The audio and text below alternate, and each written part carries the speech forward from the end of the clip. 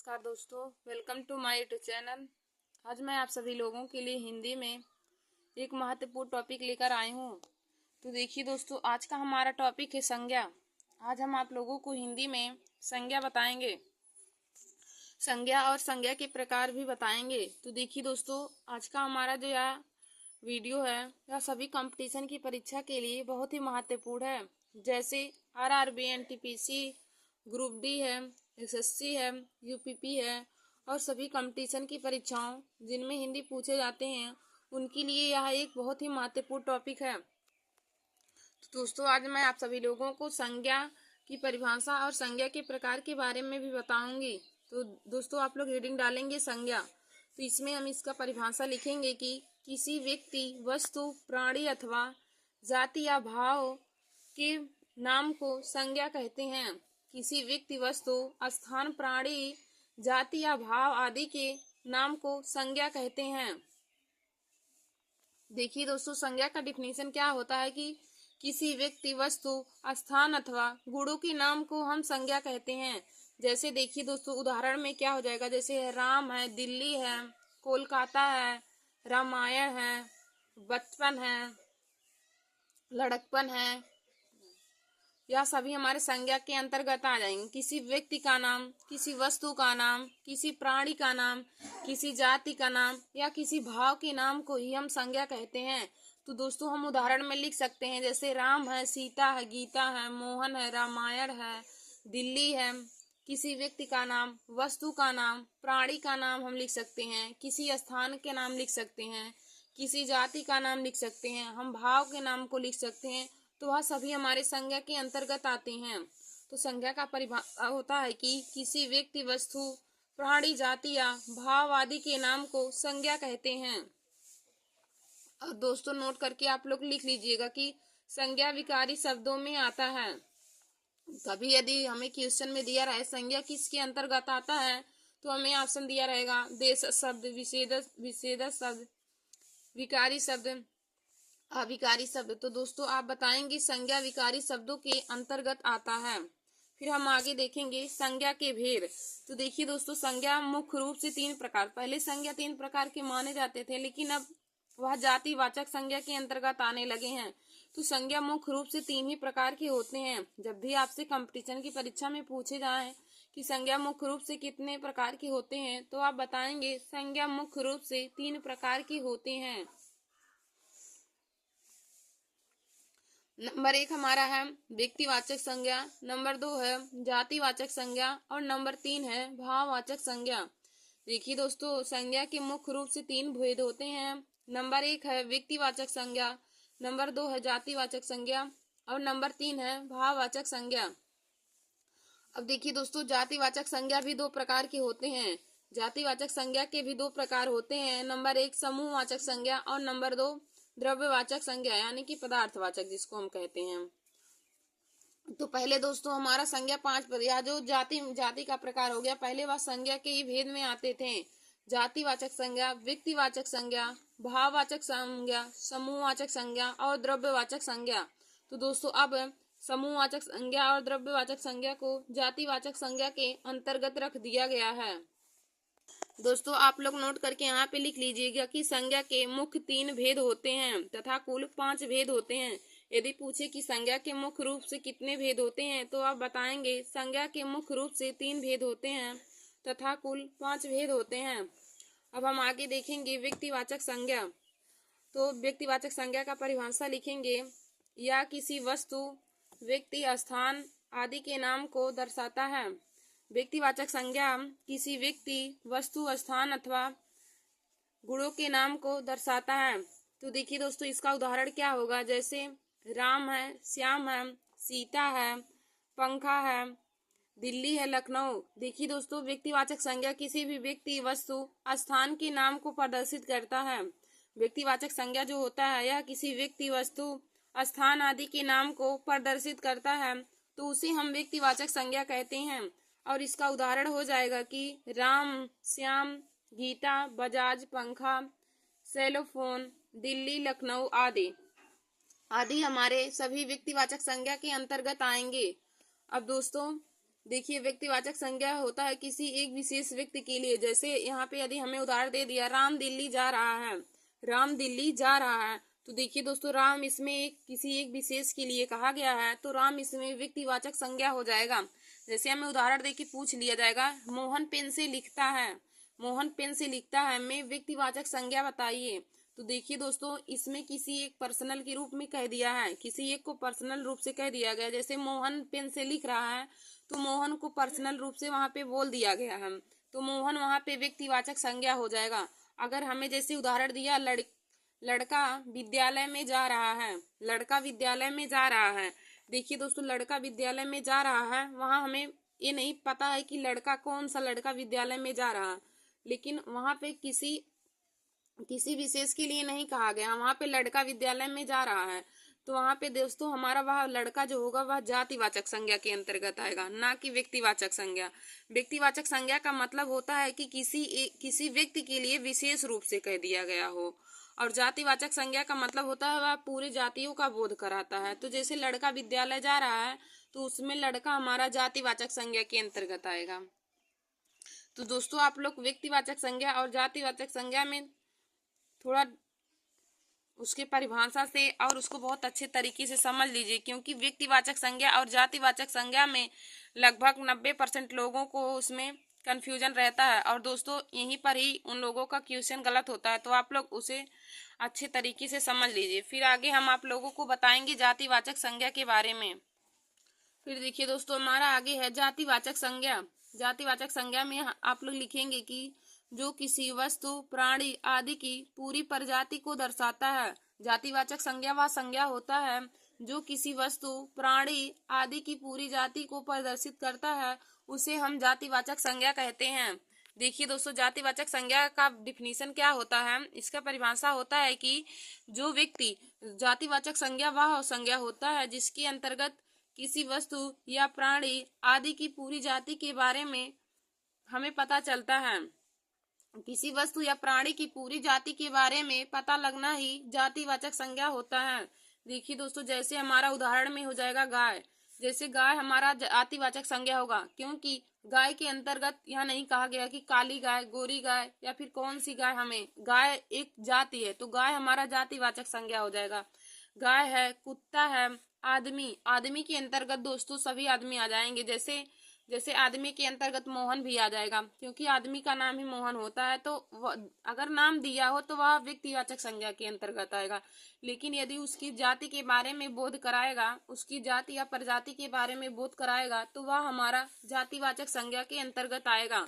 फिर आगे देखिए दोस्तों जैसे लड़का दिया है, अब लड़का के अंतर्गत पूरे लड़के आ जाएंगे। जैसे मोहन आ जाएगा, राम है, सोहन आ जाएगा, इसमें सभी लड़के जितने लड़कों का नाम होगा तो वह सभी लड़के आ जाएंगे। तो लड़का हमारा जातिवाचक संज्ञा होगा। लेकिन यदि पर्सनल रूप से किसी का नाम दिया हो तो वह हमारा व्यक्तिवाचक संज्ञा के अंतर्गत आएगा। फिर हमारा आगे है लड़की। तो लड़कियों में देखिए दोस्तों सभी लड़कियों का नाम आ जाएगा।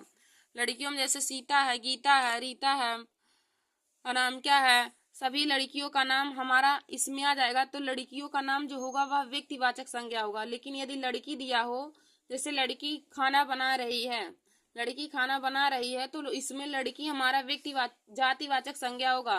और यदि हमें दिया हो कि गीता खाना बना रही है, इसमें पूछे कि गीता क्या है, तो दोस्तों इसमें गीता व्यक्तिवाचक संज्ञा हो जाएगा, क्योंकि उसमें नाम उसका दिया है। तो जब किसी एक पर्सनल रूप के लिए कहा जाए तो वह हमारा व्यक्तिवाचक संज्ञा के अंतर्गत आएगा। और लेकिन जब हमें जातियों का बोध कराएगा तो वह संज्ञा जातिवाचक संज्ञा के अंतर्गत आ जाएगा। फिर अब देखिए दोस्तों आगे हमारा पेन दिया है, तो पेन भी हमारा जातिवाचक संज्ञा हो जाएगा। शहर है तो शहर भी हमारा जातिवाचक संज्ञा आ जाएगा। देखिए दोस्तों यदि किसी शहर का नाम दिया रहेगा तो वह व्यक्तिवाचक संज्ञा के अंतर्गत आएगा। जैसे यदि दिया कि मोहन कोलकाता कल जाएगा, मोहन कोलकाता कल जाएगा, तो यहाँ पे कोलकाता एक शहर का नाम है, तो कोलकाता हमारा व्यक्तिवाचक संज्ञा हो जाएगा। लेकिन यदि शहर का नाम दिया हो, जैसे वे सब शहर में टहलने जा रहे हैं, तो शहर वहां पे जातिवाचक संज्ञा हो जाएगा। लेकिन यदि शहर का नाम दिया हो तो वह व्यक्तिवाचक संज्ञा के अंतर्गत आएगा। फिर देखिए दोस्तों हमारा अगला क्या है, नदी है। तो नदी यदि सिर्फ रहेगा तो वहां पे वह जातिवाचक संज्ञा के अंतर्गत आएगा। लेकिन यदि नदी का नाम दिया हो, किसी नदी का नाम दिया हो, जैसे है दिया है गंगा एक पवित्र नदी है, गंगा एक पवित्र नदी है, तो देखिए दोस्तों यहाँ पे गंगा हमारा जो है तो वह व्यक्तिवाचक संज्ञा के अंतर्गत आ जाएगा। लेकिन यदि सिर्फ दिया हो नदी, जैसे नदी दिया हो तो नदी हमारा जातिवाचक संज्ञा के अंतर्गत आएगा। फिर हमारा अगला है पर्वत। तो दोस्तों पर्वत जो होता है तो पर्वत, इसमें जो पर्वतों का नाम होगा जैसे हिमालय पर्वत है, माउंट एवरेस्ट है, या सभी हमारे जो हैं तो पर्वतों का जब नाम दिया रहेगा तो वह व्यक्तिवाचक संज्ञा के अंतर्गत आएगा। लेकिन यदि सिर्फ पर्वत दिया हो तो वह हमारा जातिवाचक संज्ञा के अंतर्गत आएगा।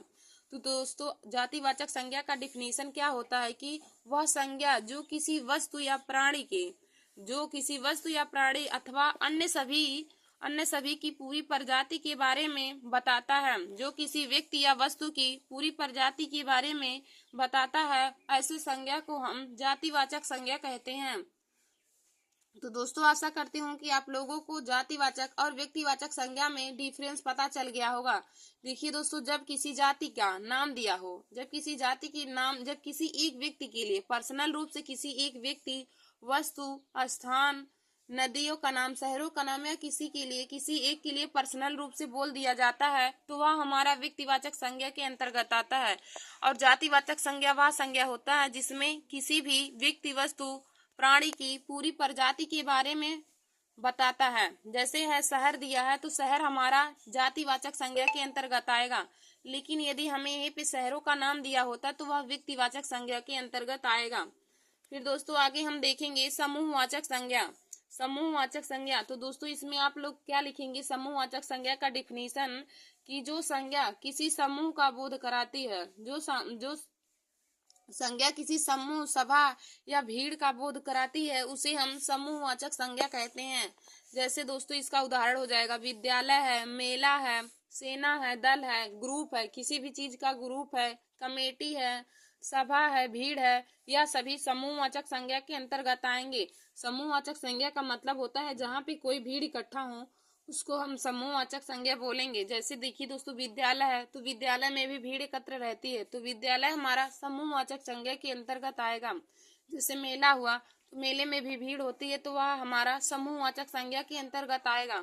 जैसे दल हुआ तो दल में भी भीड़ होती है तो वहां पे भी समूहवाचक संज्ञा हो जाएगा। तो देखिए दोस्तों जहां पर हमें भीड़ एकत्रित हो वहां पे समूहवाचक संज्ञा हो जाएगा। फिर अब दोस्तों हमने आप लोग को बताया था कि समूहवाचक संज्ञा दो प्रकार के होते हैं। नंबर एक द्रव्यवाचक संज्ञा, द्रव्यवाचक संज्ञा, और नंबर दो समूहवाचक। तो हमने समूहवाचक संज्ञा के बारे में आप लोग को बता दिया है। अब द्रव्यवाचक संज्ञा आप लोग हेडिंग डाल के उसमें परिभाषा लिखेंगे कि द्रव्यवाचक संज्ञा वह संज्ञा होती है जिसमें किसी द्रव्य पदार्थ के बारे में अध्ययन किया जाता है। जैसे तेल हुआ, दूध हुआ, घी हुआ, मक्खन हुआ, जिसमें मतलब पदार्थ के बारे में बोध होता है वह हमारा द्रव्यवाचक संज्ञा के अंतर्गत आ जाता है। और दोस्तों भाववाचक संज्ञा क्या होता है, भाववाचक संज्ञा वह संज्ञा होता है जिसमें किसी व्यक्ति, वस्तु आदि के भाव के बारे में पता चलता है, जिसमें किसी व्यक्ति, वस्तु आदि के भाव के बारे में पता चलता है तो उसे हम भाववाचक संज्ञा कहते हैं। और देखिए दोस्तों भाववाचक संज्ञा का उदाहरण हो जाएगा जैसे बचपन हुआ, अपनापन हुआ, लड़कपन हुआ, और गोरा हुआ, छोटा हुआ, काला हुआ, यह सभी हमारे भाववाचक संज्ञा के अंतर्गत आ जाएंगे। मतलब कि ऐसे उदाहरण हमारे उसमें आते हैं जिसको केवल महसूस किया जा सके, उसको देखा ना जा सके, वह सभी उदाहरण हमारे भाववाचक संज्ञा के अंतर्गत आ जाएंगे। जैसे देखिए दोस्तों उदाहरण हमारा है जैसे अध्यापक बच्चों से प्रेम करते हैं, अध्यापक बच्चों से प्रेम करते हैं। इसमें यदि पूछे कि भाववाचक संज्ञा कहाँ है तो आप क्या बताएंगे। देखिए दोस्तों जैसे हमने आप लोग से पूछा कि अध्यापक बच्चों से प्रेम करते हैं तो इसमें भाववाचक संज्ञा कहाँ आ जाएगा। तो देखिए दोस्तों जो प्रेम शब्द आया है तो प्रेम हमारा भाववाचक संज्ञा हो जाएगा, क्योंकि प्रेम को हम ना देख सकते हैं ना उसको हम थाली में परोस सकते हैं। मतलब कि ऐसी वस्तुएं जिसको हम ना थाली में परोस सकते हैं ना देख सकते हैं, बस केवल हम महसूस कर सकते हैं, तो ऐसी संज्ञा को हम भाववाचक संज्ञा का उदाहरण कहते हैं। तो दोस्तों हमने आप लोग से कहा कि अध्यापक बच्चों से प्रेम करते हैं तो यहाँ पे प्रेम जो शब्द है वह भाववाचक संज्ञा के अंतर्गत आ जाएगा। जैसे हम दूसरा उदाहरण ले रहे हैं कि बच्चे कुत्ते से घृणा करते हैं, बच्चे कुत्ते से घृणा करते हैं। तो दोस्तों इसमें जो घृणा शब्द आया है वह हमारा भाववाचक संज्ञा का उदाहरण हो जाएगा, क्योंकि उसको हम ना देख सकते हैं, घृणा को ना देख सकते हैं, ना थाली में परोस सकते हैं, बस केवल उसको हम महसूस कर सकते हैं। तो जिसको जिस जिस भी चीज को हम महसूस कर सकते हैं तो ऐसे शब्द होते हैं जो उन्हें हम भाववाचक संज्ञा के अंतर्गत रखते हैं। तो देखिए दोस्तों, आज हमने आप सभी लोगों को संज्ञा के प्रकार के बारे में बताया है। तो संज्ञा देखिए दोस्तों, संज्ञा का डिफिनीशन क्या होता है? किसी व्यक्ति, वस्तु, स्थान, प्राणी, जाति के भाव या गुणों के नाम को हम संज्ञा कहते हैं। किसी व्यक्ति, वस्तु, स्थान अथवा गुणों के नाम को संज्ञा कहते हैं। संज्ञा का उदाहरण हो जाएगा राम, सीता, गीता, लखनऊ, इलाहाबाद हो जाएगा, फिर गंगा हो जाएगा, यमुना हो जाएगा। किसी व्यक्ति का नाम, किसी वस्तु का नाम, किसी प्राणी का नाम, किसी जाति का नाम, भाव का नाम, सभी हमारे संज्ञा के अंतर्गत आ जाएंगे। और दोस्तों संज्ञा एक विकारी शब्द है। फिर इसके आगे हमने आप लोग को बताया संज्ञा के भेद। तो देखिए दोस्तों, संज्ञा के मुख्य 3 भेद होते हैं। यदि कुल भेद पूछे तो कुल भेद 5 हो जाएंगे। संज्ञा के मुख्य रूप से 3 ही भेद माने जाते हैं। नंबर 1 हमारा है व्यक्तिवाचक संज्ञा, नंबर 2 जातिवाचक संज्ञा और नंबर 3 भाववाचक संज्ञा। तो यही तीनों हमारे संज्ञा के मुख्य रूप से 3 भेद होते हैं। और दोस्तों जो हमारा 2 बचा होता है वह जातिवाचक संज्ञा के प्रकार में आ जाते हैं। तो जातिवाचक संज्ञा 2 प्रकार के माने जाते हैं। नंबर 1 समूहवाचक और नंबर 2 द्रव्यवाचक संज्ञा। धन्यवाद दोस्तों। ऐसे हमारे वीडियो को देखने के लिए और हिंदी, जीके, मैथ और सभी कंपटीशन की परीक्षाओं की तैयारी के लिए आप सभी लोग हमारे YouTube channel Nancy success classes को सब्सक्राइब कर लीजिए और अपने दोस्तों में शेयर करना ना भूलिए। धन्यवाद दोस्तों।